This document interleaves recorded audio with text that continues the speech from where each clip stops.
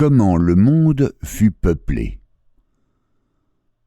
Abassi se leva, s'assit là, fit toutes les choses supérieures, toutes les choses inférieures, l'eau, la forêt, la rivière, les sources, les bêtes de la forêt.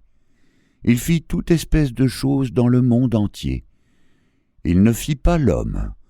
Tous les hommes habitaient en haut avec Abassi.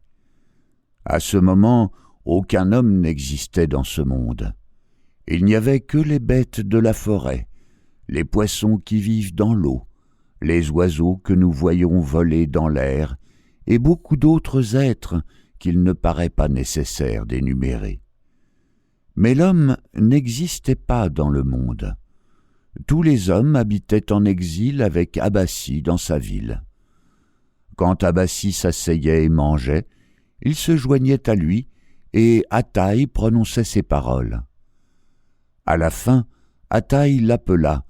Il répondit et elle lui dit « La situation telle qu'elle est n'est pas très bonne. Tu possèdes la terre qui existe ici. Tu possèdes le ciel qu'ils habitent.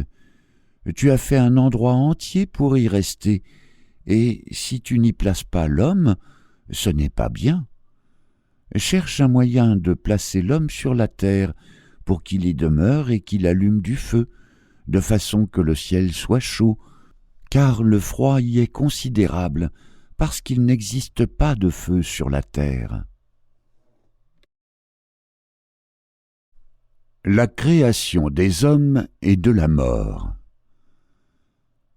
Vers l'Orient, là où les nuages rencontrent la terre, Uresva, le grand être, créa les hommes et les animaux. Il les forma d'abord d'argile, puis y mit la vie. Les Bayéyés furent créés les premiers, puis les Bushmen, les Betchouana et d'autres tribus noires. Les Blancs furent formés les derniers. À la création, chaque tribu reçut les armes et les instruments différents qui les distinguaient. Ainsi, les Bushmen, leur arc et leurs flèches, les Betchouana, la lance et le bouclier. Les Bayéyés reçurent un petit modèle de canot, en partie en bois et en partie en argile. On leur dit « Abattez un grand arbre et travaillez-le suivant le modèle, et il flottera sur l'eau et avec lui, on pourra traverser la rivière. » On raconte des hommes blancs qu'ils sont beaucoup plus riches et plus sages, en disant qu'ils ne sont pas si avides que les noirs. À la création, les hommes noirs criaient « Donnez-nous nos choses et allons-nous-en !» Les blancs furent patients, attendirent et reçurent ainsi les meilleurs cadeaux, sagesse et richesse. Après avoir créé les hommes, Uresva vécut quelque temps avec eux et prit femme. Une fois, cette femme tomba malade. Il partit dans un canot pour se procurer une médecine, laissant des ordres pour que, si sa femme venait à mourir pendant son absence, elle ne fût pas jetée. Peu après son départ, elle mourut et, comme son corps se corrompait, les Bayéyés la jetèrent. Quand Uresva revint, il fut très affligé en trouvant qu'on avait désobéi à ses ordres. Alors il leur dit que s'ils l'avaient gardée, ils lui auraient rendu la vie et, de la même façon, quand eux-mêmes seraient morts, il les aurait ressuscités. Mais maintenant, qu'ils mourraient et ne reviendraient plus. Alors il les laissa et s'en alla aux cieux, où on le voit distinctement passer et où l'on entend sa voix. Quand il passe sur les cieux, il passe très rapidement et avec une grande lumière. La découverte du vin de palme. Lorsque les Fantis se dirigeaient de l'intérieur vers la côte, les gens qui vivaient dans les forêts essayèrent de les arrêter, et les Fantis durent se frayer un chemin. Les éclaireurs qui ouvraient la marche étaient conduits par un célèbre chasseur nommé Ansa.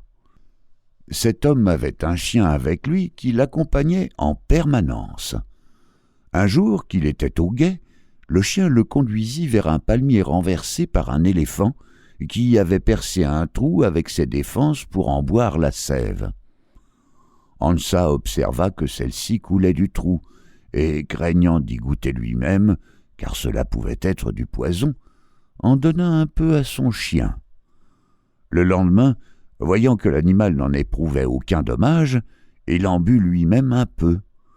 Il trouva cette boisson si agréable qu'il en avala jusqu'à ce qu'il tombât ivre-mort et resta privé de connaissance pendant la journée tout entière, au grand effroi des Fantis et de leur roi qui le croyaient perdu.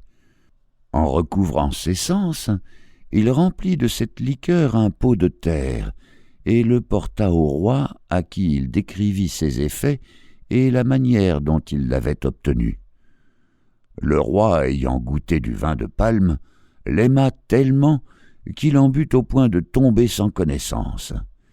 À cette vue, son peuple, le croyant empoisonné, se jeta sur le malheureux chasseur et le tua sans lui laisser le temps de s'expliquer. Quand le roi s'éveilla et apprit ce qui était arrivé, il fut très attristé et fit mettre à mort immédiatement ceux qui avaient tué Hansa. En souvenir de celui-ci, il ordonna que le vin de palme fût désormais nommé Hansa. L'araignée. Il était une fois une araignée, et une grande famine vint dans le pays, de sorte qu'il n'y avait ni riz, ni cassave, ni banane, ni choux palmistes, ni viande, ni nourriture. Une grande famine était venue dans le pays. Pendant longtemps, l'araignée et sa femme avaient eu des enfants, des centaines d'enfants. Il n'y avait plus dans le pays de nourriture à leur donner. L'araignée tomba malade. Elle fit semblant d'être malade et dit à sa femme : « Je vais mourir. »« Ne meurs pas, » dit la femme, « nous travaillerons. »« Non, » dit l'araignée, « je vais mourir. » Et elle ajouta : « Lorsque je serai morte, ne me mets pas ici, mais dépose-moi dans un trou, place sur moi des planches sur lesquelles tu entasseras de la terre. » La femme y consentit. L'araignée mourut. La femme dit à ses enfants : « Creusez un trou. » Nous espérons que vous avez apprécié cet aperçu. Pour continuer à écouter ce livre audio sur Google Play Livres, utilisez le lien dans la description de la vidéo.